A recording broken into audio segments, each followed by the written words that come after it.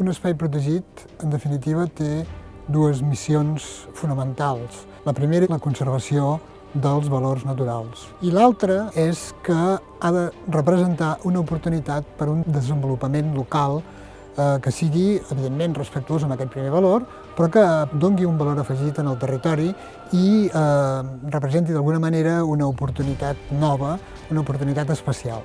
I aquí és on el turisme pot jugar un paper molt important.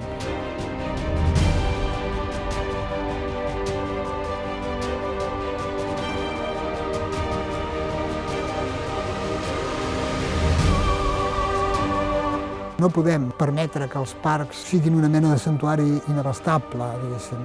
Els parcs tenen també una funció social i en aquests moments de dificultats econòmiques és important que la població local i els visitants entenguin la funció que els parcs compleixen precisament per conservar una cosa que és de tots i que per tant tots podem disfrutar.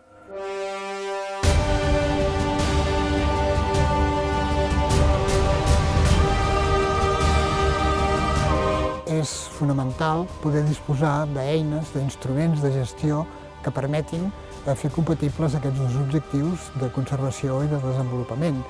I en aquest sentit, la Carta Europea de Turisme Sostenible és una eina ideal per dur-ho a terme. Una gestió adequada d'aquests valors permet un desenvolupament turístic, però també aquest desenvolupament turístic incideix i reforça l'acció de conservació.